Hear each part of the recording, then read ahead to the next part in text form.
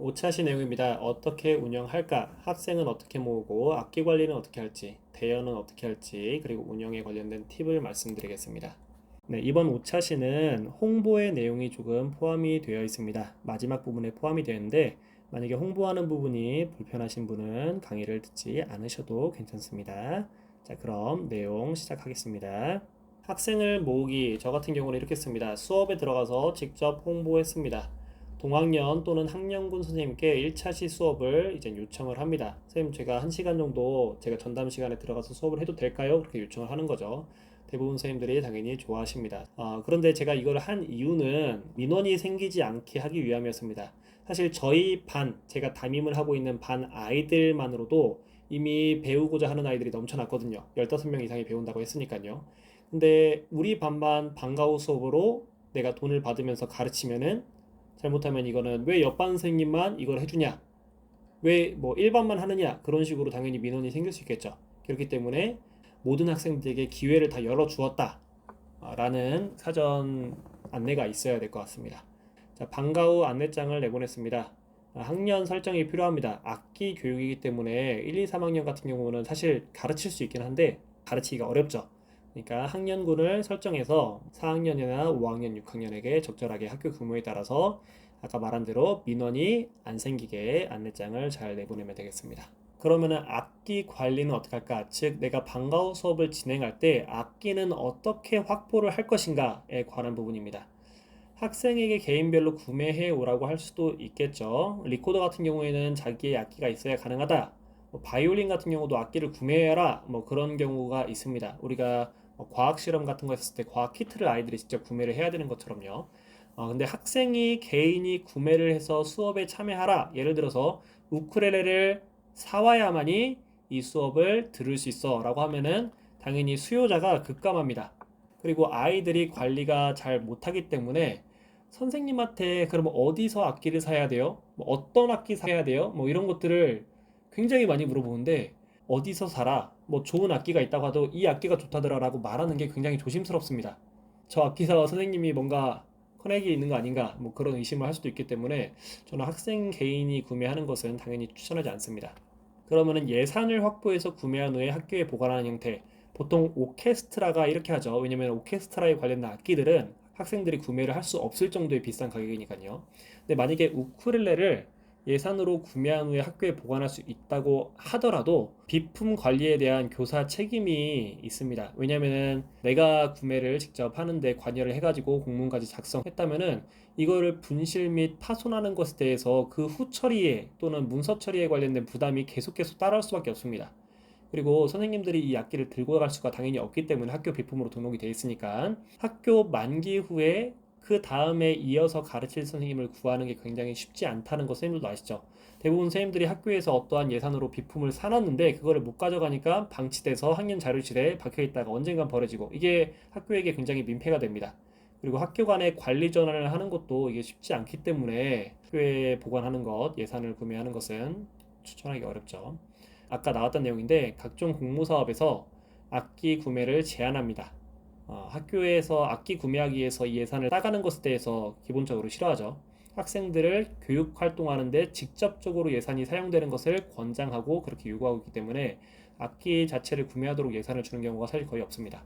자, 세 번째, 예산으로 구매 후에 그럼 학교에 보관하지 않고 학생에게 주겠다. 전 실제로 예전에 예산을 많이 따서 리코더를 대량으로 산 다음에, 왜냐면 아이들이 바로크 리코더가 없었습니다. 대부분 다 저먼 리코더를 갖고 있기 때문에 아이들한테 사오라고 하는 것들이 부담돼가지고 예산은 있으니까 바로크 리코더를 다 구매해가지고 준 적이 있습니다. 그런데 리코더는 가격이 저렴하기 때문에 민원이 없었는데 실제로 우쿨렐레 같은 것들을 구매하려면 적어도 10만 원 정도가 들 텐데 이것을 구매한 다음에 학생들에게 배부를 하면은 예산 사용의 공정성에 대한 민원이 분명히 발생을 할 수 있을 것 같습니다. 그리고 만약에 선생님이 학생들에게 예산으로 구입해가지고 어떤 학생에게 줬어요. 근데 이 우쿨렐레가 줄이 끊어졌어. 또는 튜닝이 안 돼. 또는 망가졌어. 그러면 그거에 대한 후처리를 또 선생님에게 요구할 가능성이 매우 높습니다. 왜냐하면 선생님이 줬기 때문이죠. 그래서 이 모든 문의를 받는 게 힘들기 때문에 예산으로 구매해서 학생에게 배부하는 것은 당연히 추천하지 않습니다. 자, 교사 개인이 구매하면 어떻습니까? 제가 처음에 토요 방과후로 기타를 가르칠 때 개인적으로 구매를 했습니다. 이제 그때 당시에 경기도에 근무했기 때문에 낙원상가에 가가지고 기타를 7대를 구매해 왔습니다. 악기 관리는 분명히 잘 됩니다. 하지만 교사 개인의 짐이 너무 많아지고 이제 방학이라든지 학교로 옮길 때마다 그 많은 양의 악기들을 베란다에다가 넣어놨어야 되기 때문에 집이 창고처럼 변해버리더라고요. 학교 이동 때마다 들고 다녀야 한다는 단점도 있고 또 학생이 파손하는 경우들이 있었습니다. 기타에서 넥이 부러진 경우들이 한 두세 차례 있었는데 이거는 제 개인의 기타이기 때문에 당연히 학부모에게 청구를 해야 됩니다. 그래서 그때 학부모님께 13만 원 정도를 청구했는데 다행히 이제 그 학부모님께서는 합리적인 학부모님이었기 때문에 그 비용을 선뜻 내주셨습니다. 그런데 악기 파손 비용을 청구한다는 것 자체가 사실 굉장히 난처한 일이죠. 자, 그래서 저는 악기를 대여하는 것을 조금 추천드립니다. 자, 예산 사용에 있어서 굉장히 허용적인 편에 속합니다. 뭐 예를 들어서 뭐 월 1만 원의 우쿨렐레를 대여한다. 내가 8개월 동안 대여하겠다. 10대를 대여하겠다 하면 80만 원이 되겠죠. 우리가 보통 예산 사업을 따왔을 때 보통 뭐 500만 원, 또 뭐 800만 원, 400만 원 그렇게 떠오기 때문에 이 예산이 크게 차지하는 비중이 막 절반 이상이 되지 않기 때문에 여태껏 신청했었을 때 되지 않았던 적이 없는 것 같습니다. 자, 그리고 두 번째, 비품 등록이 필요 없고 매년 반납하기 때문에 악기 관리 요소가 없습니다. 뭐 학교에서 관리하는 것도 아니고 그 다음에 내가 학교로 옮길 때에도 다시 그 악기사에다 반납을 하면 되기 때문에 편했습니다.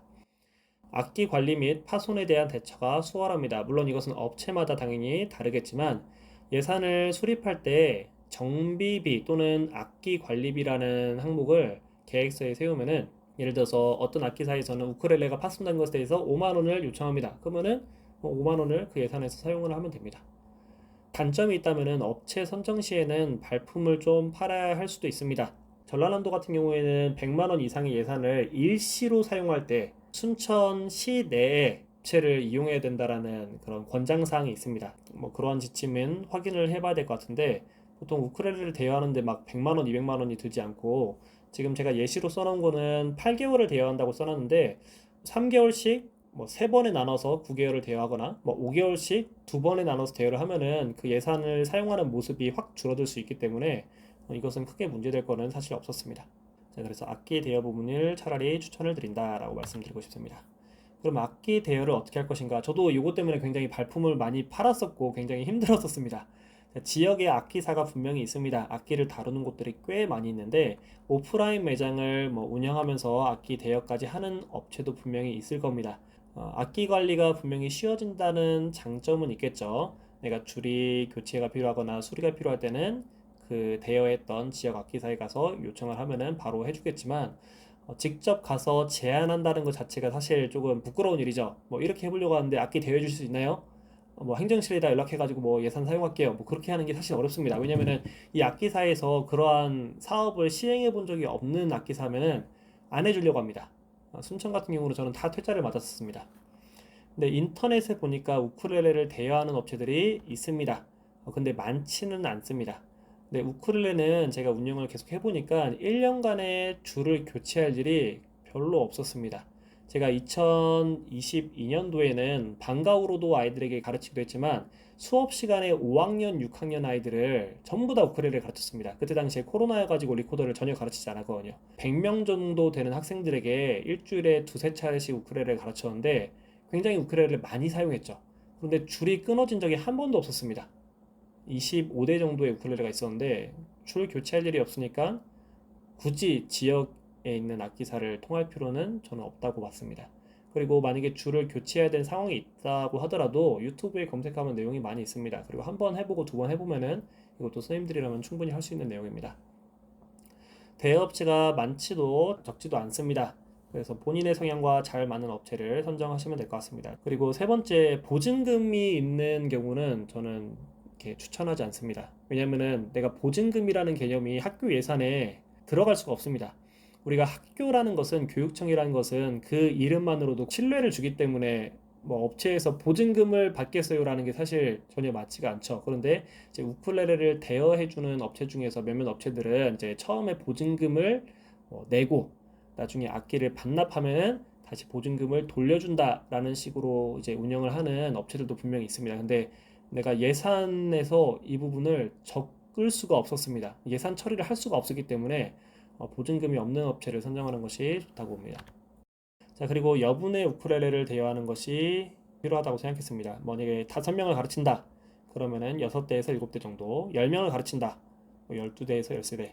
저 같은 경우는 재작년에 이제 20명, 21명을 가르쳤는데 한 22대에서 25대를 갖고 운영하니까 이게 순간적으로 이게 조율이 안 맞았거나 갑자기 파손이 됐거나 그런 경우가 있었을 때 지금 수업 시간에 그럼 이걸로 쓰고 있어라고 즉각적으로 아이한테 줄 악기가 필요한데 악기 수가 딱 맞거나 여유분이 이제 없으면은 돌발 상황이 생겼을 때 옆 친구가 하는 거 보고 있을래? 아니면 둘이 같이 해라고 할 수가 없는 부분이기 때문에 대여를 할 때는 뭐 한두 대 또는 두세 대 학생들을 가르치는 경우가 많으면은 뭐 세네 대 정도까지는 여분을 갖는 것이 저는 좀 추천을 드립니다. 마지막으로 운영 팁입니다. 자, 피크로 치는 것이 좋다. 피크는 이렇게 생겼는데 0.5mm 가장 얇은 형태입니다.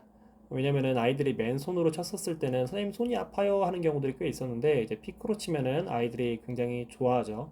또 피크 색상이 굉장히 화려하기 때문에 아이들이 굉장히 순수합니다. 와, 나는 막 금 피크야 막 그리고 하면서 막 내 거 보석이야 막 그런 식으로 아이들이 엄청 귀엽거든요. 그래서 피크를 선생님 몰래 막 가져가는 애도 있어요. 그런데 선생님이 뭐 수업 잘하고도 잘 들으면 이거 피크 넣어줄게 그런 식으로 하면은 아이들이 엄청 좋아합니다. 그리고 예산을 활용해서 이제는 줄 수 있는 가죽 피크 같은 것들도 보니까 팔고 있더라고요. 또는 피크를 보관할 수 있는 그런 케이스도 많이 있습니다. 그런 것들을 아이들에게 뭐 선물로 주면은 동기부여가 꽤 많이 됐던 걸로 저도 기억을 하고 있습니다. 자, 피크는 조그만하기 때문에 관리하기가 조금 번거롭습니다. 막 바닥에 돌아다니거든요. 그리고 아이들이 선생님 피크가 없어요 막 그러면 그때마다 피크 꺼내 줘야 되고 불편한데, 피크 홀더라는 게 있습니다. 피크 홀더는 피크를 이렇게 집어넣을 수 있는 홀더인데 작은 형태인데 보통 뒤에 이렇게 양면 테이프가 되어 있습니다. 근데 이 기본으로 달려있는 양면 테이프가 굉장히 약해서 잘 떨어지기 때문에 저는 3M 테이프 동전형 동그라미 형태의 3M 테이프를 이용해서 붙여줘서 활용을 했었습니다. 근데 업체 중에서 이런 것들을 피크 홀더를 기본적으로 이제 붙여서 제공해주는 업체가 있기 때문에 알아보시면 될 것 같습니다.